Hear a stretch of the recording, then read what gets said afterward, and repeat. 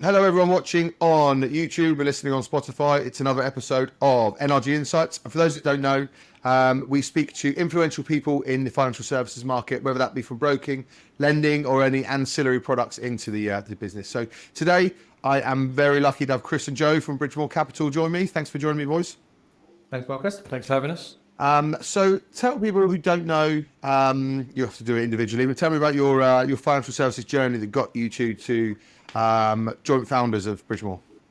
Well, mine feeds off you, so I'll let you start. Well, I started back in 2013, so 12 years ago. Well, I had a short stint in the estate agency. Market was quite soft back then, and then jumped into the mortgage world in 2013. Mortgage world was very, just started to pick up, rates were coming down, and it became very busy very quickly. So I done my stint in mortgages from 2013. Opened up a mortgage brokerage on my own, for my own business in 2018. Continued the resi world, and then we started to have a lot more specialist inquiries. I think the market started to change. Bridging become less of a dirty word than it used to be, and a lot more investors and developers were using it more creatively. And that, as we were starting to do more specialist stuff, we kind of noticed that within the business we had two separations, and that's when me and Chris partnered up and just started to hammer the specialist finance side of things. But we still had the mortgage stuff going on, which was always a bit of a distraction and a bit noisy. And then over two years ago, with Bridgemore, we started Bridgemore together. This isn't going to help you at all. You went over 2 years. Look, here he goes. I'm not helping you, mate. You guys know. 26 months ago. Yes? 26 months and 4 days. We started Bridgemore, which was solely just the stuff that we enjoyed doing. We enjoyed doing the bridges stuff, but as I said, the mortgage stuff would always take a little bit of a. It is a very noisy industry, and so we set Bridgemore up with the sole focus just to service investors and developers. No other bits and bobs going on around us. That's kind of led us to this present day where we just do bridging, dev, and commercial. Have a lot of fun with it. We've grown. We've had some fun. We've had some tears, and all the joys of roller coaster of broking. Exactly, yeah. And it does make sense though as well, because people listening to it. Sorry, Chris, I'm going to jump on yours in a second. Just about finding your niche and sticking to it, because you know what you're good at, right?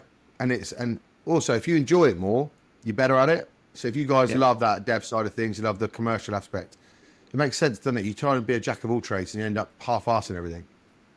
Which I think kind of leads into, or we'll touch on it shortly, we're just going back into the mortgage world, which sounds like a contradiction, but we've done it in a slightly different way. Where we're still growing this, and we've made sure we've got a good partner on the mortgage side who can help us grow it, rather than us being in too many camps, because it just becomes messy.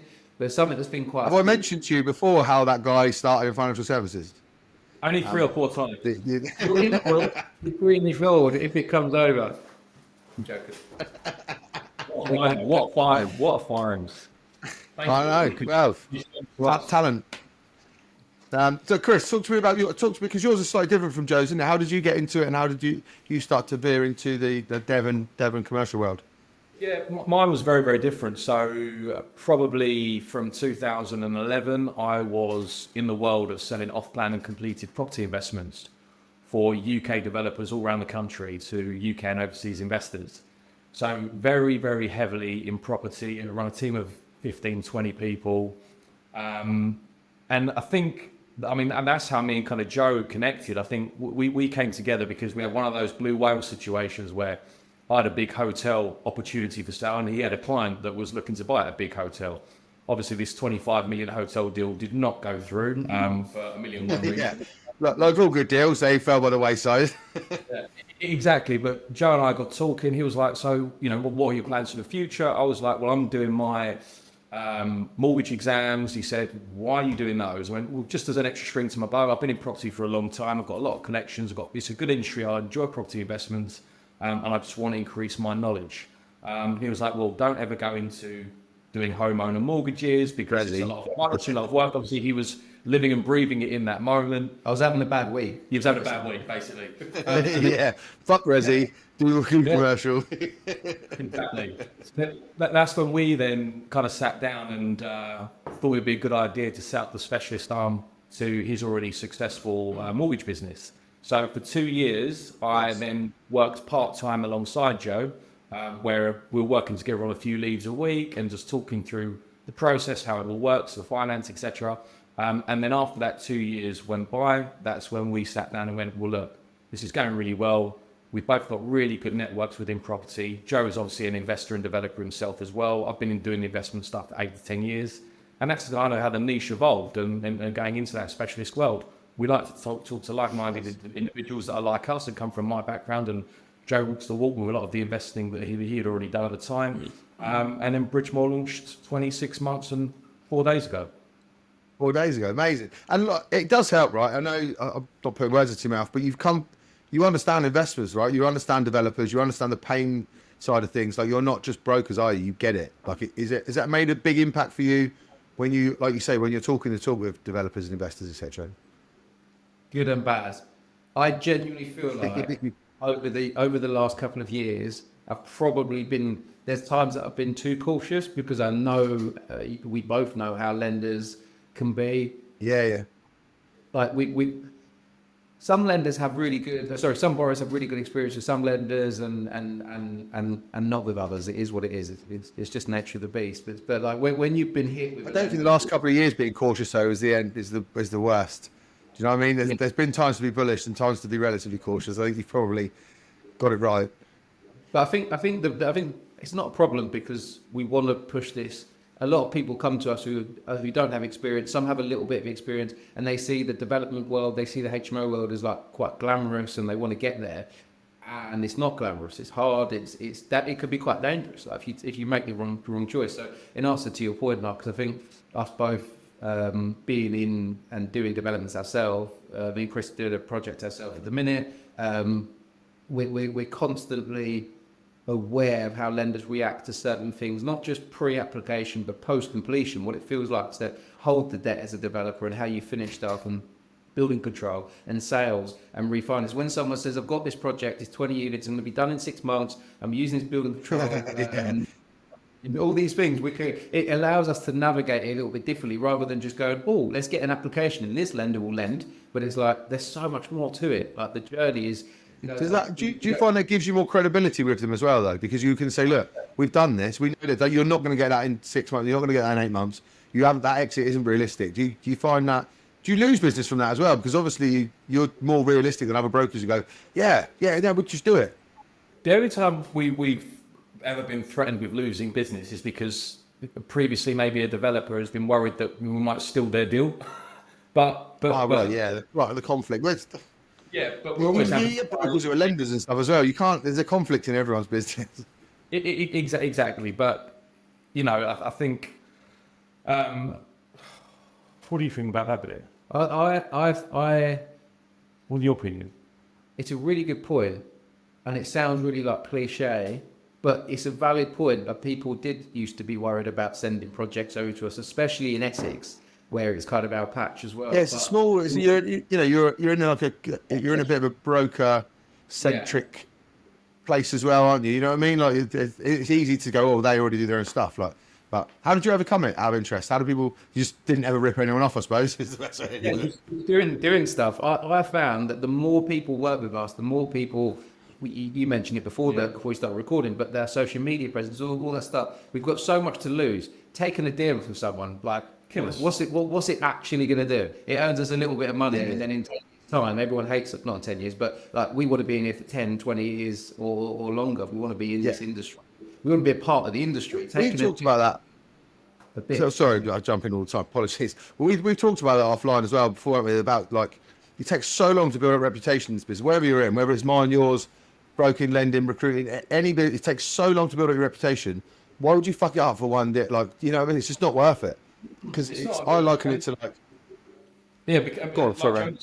Because of our social media presence, it takes one bad move from us or anyone on our team to create a massive troll effect on any of our Instagram posts. And someone's got the right one. Simple one.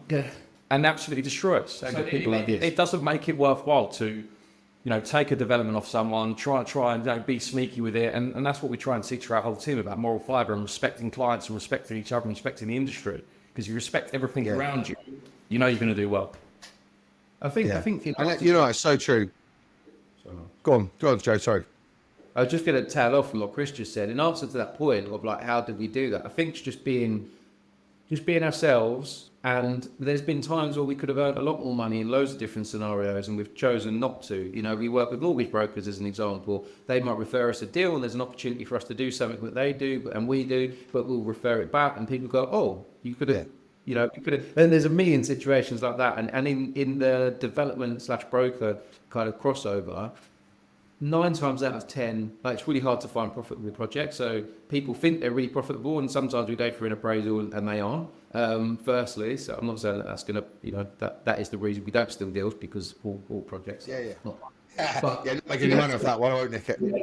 And secondly, if someone sent us a project that is amazing and it ticks all the boxes, we want to be a part of like that journey and funding it and be, and having synergy. So why would we?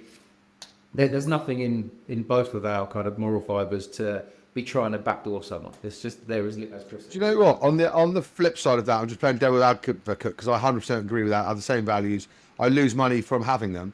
I do see these pricks who are still making money, still telling people over. I'm like, he's doing the right thing. He's got a bigger house than me.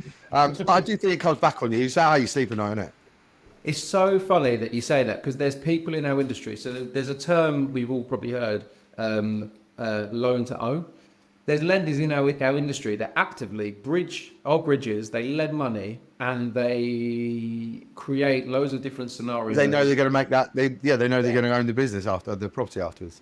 And they physically take it. Very conflicting. Is that like why? Like we say that we kind of have the conversation openly with some lenders, like why are lenders doing it? Why, like what? Just to understand what their driver is. But some lenders are just very short-sighted, and they can do that in that aspect. So it's not just a developer and broker situation. It's also you just got to find good people. There's I so think much that loan to own thing as well. Like I think that loan to own side of things is not so much got a place in the market, but as long as I'm open and honest at the beginning, like if you don't repay this straight away, if you default on this, you're fucked. Do you know what I mean? I think it's the underhand loan to own is a bit much. But I think there are also people that go, look, this is your best case. This is your only option, if you like.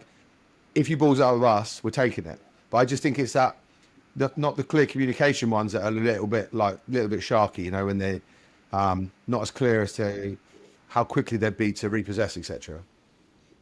The only thing I disagree with slightly, I do agree. The only thing I slightly disagree with is there's lenders that are trying to build their own portfolio.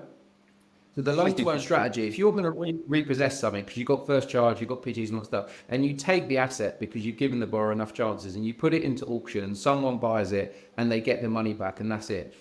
That's not fine, but it's as you said, it's best. You're getting your money back. Yeah, but if there's a mechanic in there that drives that asset to you or someone within your network, on every level, that's not cool. No, you're right. No, do you know, I'm not letting that. You're right. Yeah, actually, loan to own is the reason rather than. Yeah. Let's touch on the social media side of things. We mentioned it slightly then.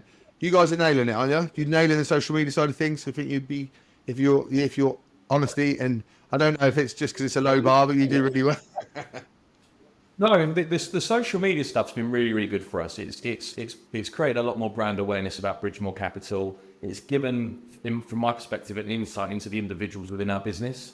Not only that, it gives every individual within the business a platform, and that's something we really want to provide for every single person that joins the team. Whether your administration, your progression, you're a paraplanner, you're a broker, you're a director, it doesn't matter. We want everyone involved because it will give them their personal platform. Like, as we know, Colin Horton talks about this all the time about your personal branding, and for us, we're trying to do that. Yeah, some value guy. But yeah, the personal brand journey is something that we actively encourage amongst all of our individuals. You'll get some companies. Just sorry to jump in, Chris. Just for brokers listening to it, do you make money out of it? Yes. Good. 100%. That's what people need to understand. And you don't make money out of it at the beginning, do you? But you do, eventually. No, you feel like a prat at the beginning in your first 2 videos, Yeah. but after you get past that initial kind of shyness and lack of awareness and confidence about what you're doing and why you're doing it, when you start receiving messages, when you start receiving feedback, when you're out on nights out and people go, your social media is so good, or this, that, and the other, it's so lovely to hear, and it feels like you're doing the right thing.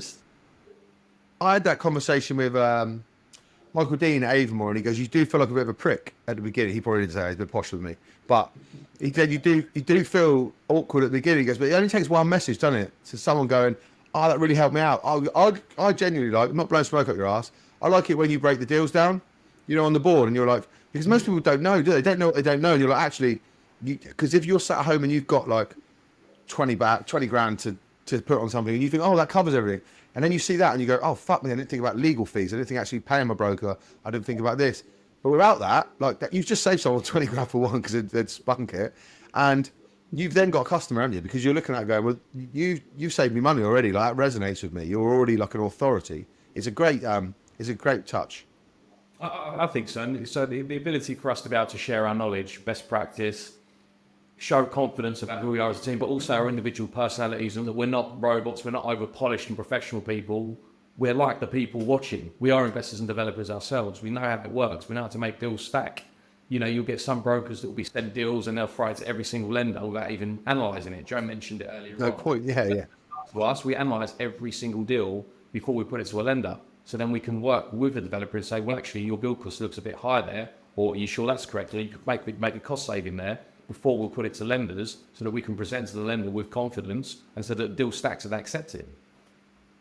It's proper broken, isn't it? Then you'll be up against someone who is chucking it everywhere and then maybe charging less. You know what I mean? Like you really have to get across that education. But because you're social media, you've got the education piece to go, look, we know what we're talking about. This is why we charge money. You can go to Bob's Resi Mortgages and he can try and get you through your dev deal, but it's not realistic. It gives you that a more authority on it. Yeah, definitely. I think go on. Sorry, mate. Sorry, Joe. I jumped in. That's all good. All I was going to say is on your point of kind of earlier when we kind of talking about moral fibre and all that kind of stuff, and I think there's been cases we could have definitely earned more money by not running that process, as Chris just said, and chucking crap at a wall. And some brokers win at that. And I've been called. Some brokers will have a rebridge on a rebridge on a rebridge all day long because that's your year, isn't it? You need 3 clients. He kills me. I was on holiday. Don't want to bill off about it. Last year, worked so hard on this client. Done so much work on it and stacked it in a way, giving him advice and directed him. And he was like, it had to fit with a mezz lender. And we went to the mezz lender. And then suddenly the broker on the other end, like, oh yeah, I need to go to a mezz lender. And then went to.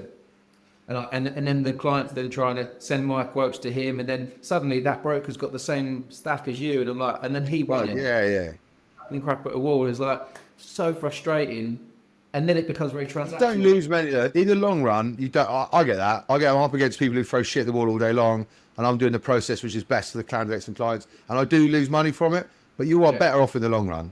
You know what I mean? Because I don't think people go back to that broker. So I think it's very difficult to keep continually going back to those guys. Having said that, they're still making money, little bastards. I know they are, but you hit the nail on the head. Like we do so much repeat business with all of our clients, and then we don't do any paid marketing at the moment. Nothing. Everything is from our social medias, repeated referrals, recommendations from our networks and circles. We've got a good network within the Essex area of estate agents, auction houses, accountants, solicitors, etc. We don't do any paid marketing, and we get the high levels of repeat business because we work well with our clients. We help them stack deals. We look and we go and view their project with them. We do all of it and try and be their finance arm to their business. And you're partners, aren't you? That's the thing. Again, I like a broker into recruitment all the time. It's so true. You're a partner of that business, aren't you? You want to be part of it. You want to do the right thing for them, and you want to carry on. Because if they start treating you like you're just another broker, and they're getting 6 quotes, and you're missing out on the thing that you're really good at, because then it's a bum fight for shitty fees. You need to do you do that actually? Do you stick to your guns pretty well when you're like, no, I know what we're worth? Are you good at that? You've been doing it long enough that you can go, we know what we're worth, we can drop a deal if someo's being a knobhead. It's very rare that someone challenges on our fees. Like sometimes, actually, I'm not going to say that. It's very rare that someone challenges on our feelings. Like, we'll get once in a blue moon where someone will be like, well, I've got the same quote in you. If you can drop your fee by £500, I'll go with you. Like that may have happened before in the past with us, but generally we will stick to our guns because we know the level of detail we'll go into, and we'll be with that client for life. We'll support them on the start of the project to the finish of the project, continue with them all the way throughout, support them when they send deals into us. Let's appraise it together. We'll go and see the site with you, we'll go and see the deal with you. We'll work with them solidly. So the fee that we charge is because you're not just getting a transactional quote or an application, you're getting a full on service. And sometimes That's the magic, isn't it? It's the actual full service.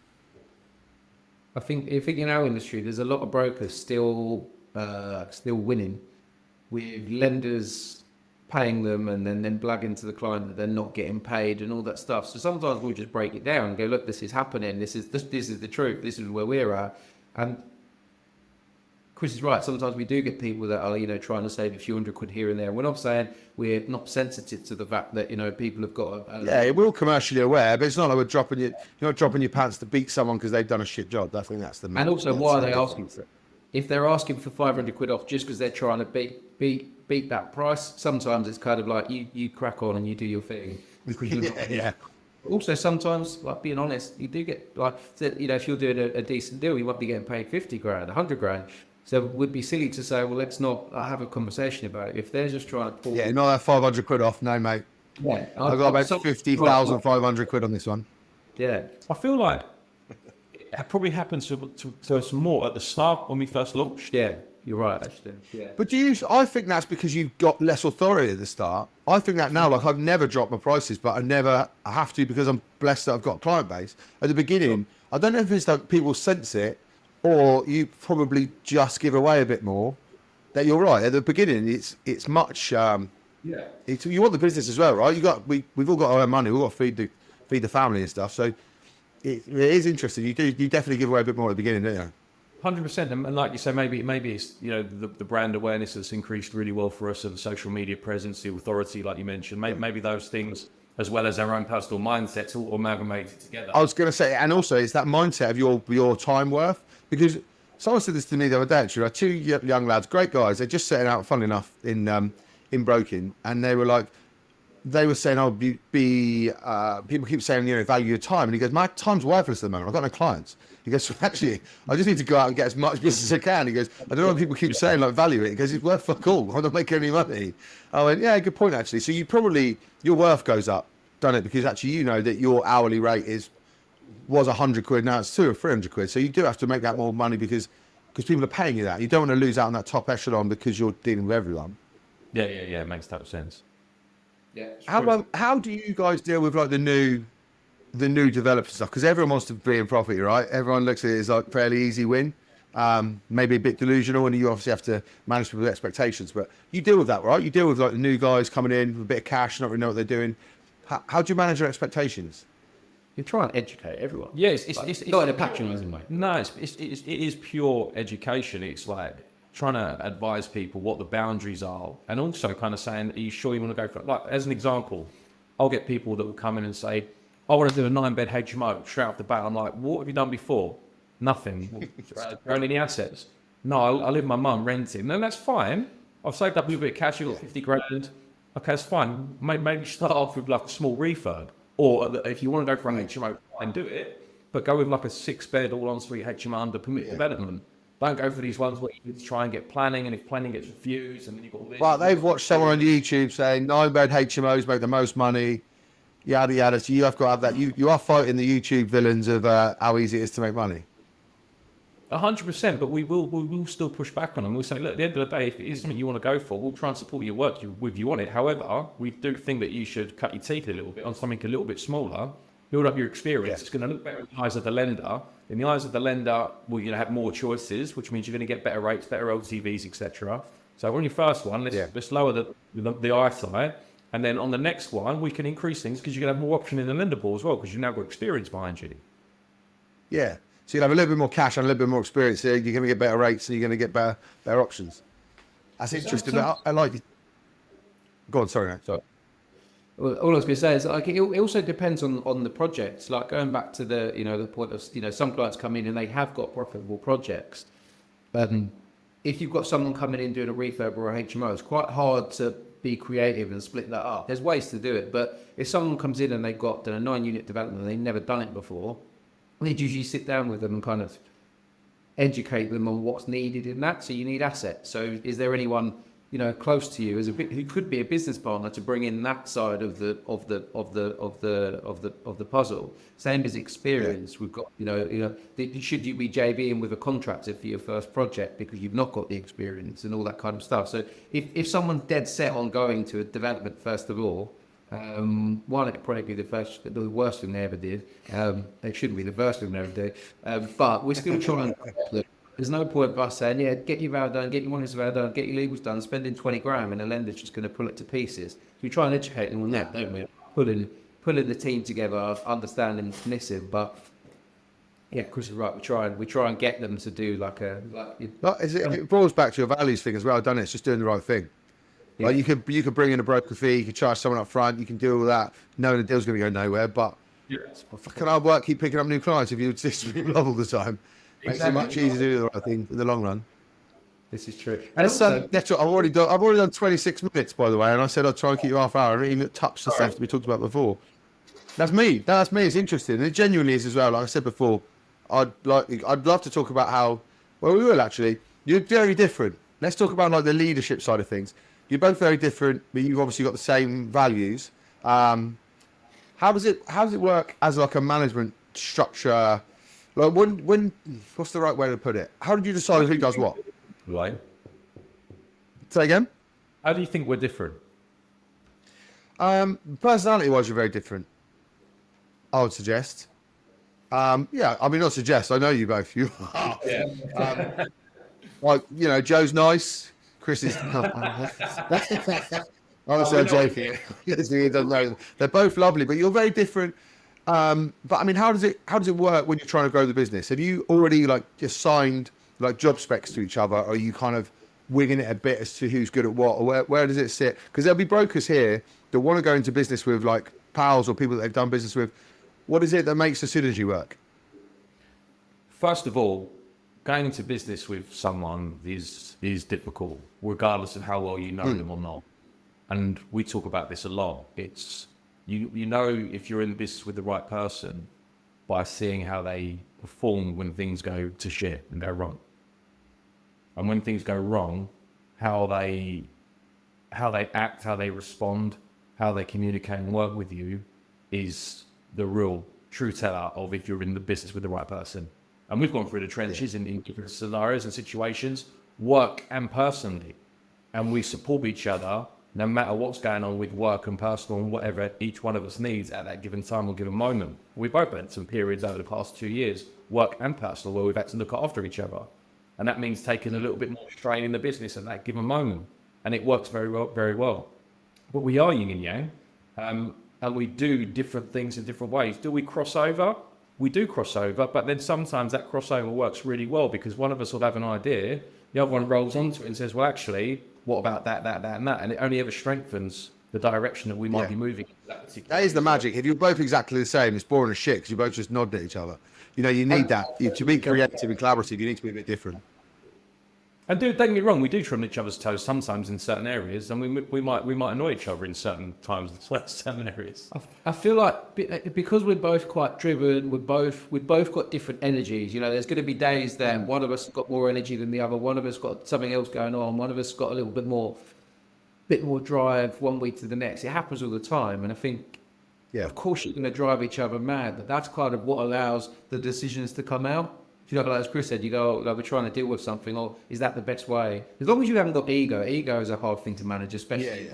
Do we talked about this yesterday? Sorry, it's good. We were caught. I read something about it. It's like constructive dissent. Like it doesn't matter. We're not always going to get on as long as you're not being a prick, and as long as you're doing it for the right reasons. It's fine to have heated, even arguments to the point. As long as you're both doing it for the right reason, and you end up with a good result. Then it's not the end of the world. We're all adults, you know what I mean? We're not always going to agree on everything, but it's interesting to see how it works in small businesses as well. And also you've got to think about it as you grow as well, right? As you grow, there is going to be parts where you go, hang on a minute, I thought you were doing that. I don't know, because you're going to get, everyone gets to that. Not, I fucking hate the phrase overwhelm. Everyone gets to the tipping point of capacity where you have to look at it. But I suppose you just gauge it as it comes, right? You've worked in it so far. And again, I've come down. Everything in my life is based around respect and communication, whether it's with clients, whether it's with your own team, but also with your business partner. And me and Joe are always working on improving our communication with each other, and that is kind of actively always saying who's taking responsibility for that, who's taking responsibility for that. Me and Joe meet every single month with each other to discuss how the previous month's gone, what actions need to be done, who's taking responsibility. We do the same with every single member of the team. We meet with every single member of the team out of the office, go for a coffee, talk about how they performed for the last month, how they think they're doing. Could we do things better? How's their personal life? Because I think the well-being of everyone is really important to us, and that comes back to the whole respect point. So communication for us is critical in our business, not just with ourselves, with our team members, with our clients, with everyone. I think that's perfect. Communication, life is busy, and Chris is right. We do meet every month. There's times that we have missed meets because we've been busy, and then we sit down, we have our quarterly meet or monthly meet, and that we leave and we go, energy's back. We're ready again. Yeah. And you never have a bad meeting with you when you know there's one's due, do you? It's communication. It's so powerful and underrated. So in answer to that point, it's just communicate well with business partners. If you're waiting 6 months to have a meeting about something, or we have weekly meetings, you have monthly meetings, stuff drops off and you miss stuff. That's what causes tension. That's when people get pissed off. But if you say, if you can redelegate tasks, you're busy, I'll do that. And you're building all the time. That's like you say, it's the lack of communication that sets off the overthinking about, and that's even worse.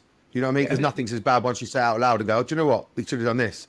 And the other person goes, yeah, or no, I don't agree. But without that, you've already thought about what they've said.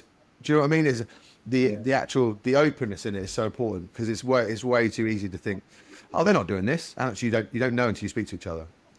Exactly. I think respect and communication will be the two things in the title of this. Always have to work out the title as I'm going along, but it's true, isn't it? I mean, that's the magic. I mean, they're about two we use, like values, if you want to call them values, is something that we work on all the time.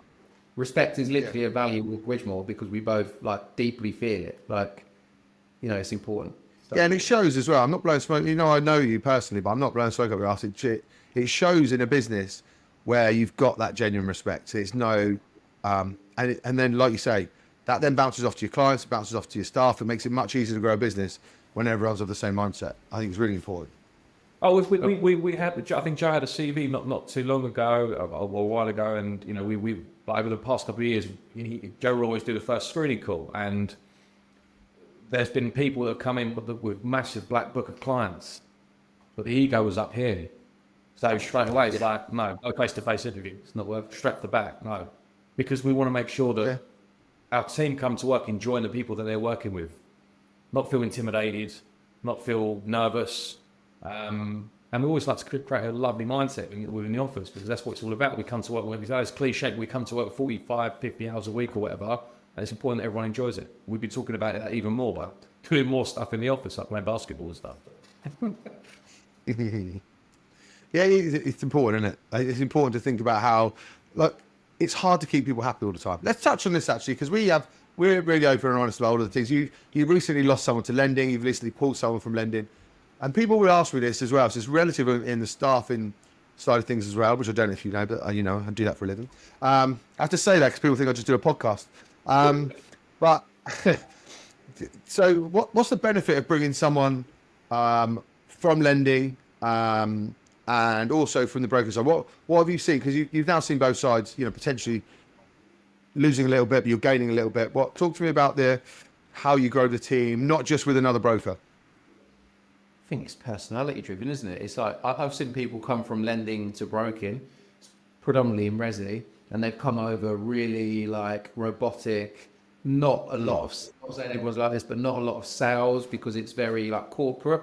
We're lucky with the transition that we've had coming from lending to broking is very investment probably. He understands numbers. He understands the buy to let world on such a deep level. So that's why we done it. But he also had an incredible mentor at the beginning of his career, if I remember rightly. But I don't know how to talk about it. I hope he watches this. No, No, but it's right. Like, separate, carry on. we look at our new guy, similar to me and Joe, like the way he looks at deals, the way he structures them, the way he'll work with the clients and talk through the structures rather than just be tick boxy and vanilla, which again is transactional. We want whoever works within Bridgemore and talking to our clients to bring their own unique personality with it and talk to clients in the Bridgemore way, which is kind of in a structuring things in the best way, not just going, here's an option, here's an option, here's an option. It's like, here's an option, here's an option, here's an option. This is why you should choose this one. This is why this one, and this is why this one. Based on your situation, this is why we think you should go with this one. Do you know what I mean? A lot more to it than just, Yeah. here you go. Here's the best rate. I think the other benefit of bringing someone in from lending is that they haven't got bad habits from other brokers. But transition from both sides as well. I also think, Joe, my opinion on it is because people ask it about whether I should go from lending to broker to lending. It's fucking irrelevant about where you want to be at the end. Like, it's about energy. Like you say, if you could have a shit broker, they're going to be shit in lending. If you have someone shit in lending, they're going to be shit in broking. Like, great people in broking make great lenders, and great lenders make great brokers. It's the person and the character. It's irrelevant to what side of the business you're on. You're either really good at it and you care, or you're bang average and you think the other side will be easier. So it's all about getting the good people crossing over the lines, not actually, it looks like BDM would be really easy because I'm struggling with broking. The only ones that make that transition were good anyway. So it's a bit, like you said, it's about the character and about the person. Yeah, not being lazy. And again, I'll go back to this, being communicative as well. Like, you can get a broker that will speak to a customer. I mean, they'll just go and get one option and send it to the client. Same with lenders.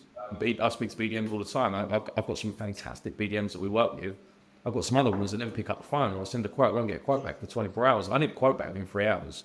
Otherwise, I'm starting to because I like to get stuff done. I like to get their quotes back. That's why they don't answer the phone. I know. Tell me about it. People watching me laugh.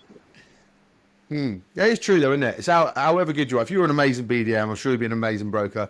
If you're an incredible broker, you work really well in lending. But if you bang average at one, don't expect yourself to flourish on the other, because it's the same personalities that work on both sides of the fence. Yeah. Agreed. Good. I have taken you well over now, look, nearly 40 minutes. So if anyone wants to talk to you guys, just in regards to your business, especially, I know you guys are open and honest with anyone. Like, even if they're looking at setting up and they want some advice because you guys have kind of been through the shit, what's the best way of people getting hold of you? Either ask for our mobile numbers from someone, or I'll go to our website. Please do not put it on here, because this goes on Spotify. There's a load of weirdos on it. Big guys. Obviously, our office number is on our website, so people can contact the office anytime they want. If there's obviously an inquiry page on the website, people can make an inquiry there. It comes directly through to myself and Joe. So anytime anyone wants to chat, I've spoken to a chap probably 3 months ago, a guy who's just graduated from university, speaking to different people in the finance world. Just wanted to chat and just talk about how we can get into it. Had a chat with that guy for 20 minutes. If it's education, knowledge, you want an insight, or you want help or support, we're open to it. I love those guys. I mean, I don't want to go into it, but there was once a guy that phoned me up before he had his team up after just leaving university, and now he's just going to join a brokerage. Really? I don't know. Talk about it. That might be the title of this, actually. But it was great to have you on, lads. I really appreciate it. Thank you very much for your time, and thank you everyone for listening and watching. But cheers, boys. Thank you. And all your socials will be on our socials, and we'll go from there. But appreciate it. Nice one. Cheers, mate. Have a good day. Take care. Bye.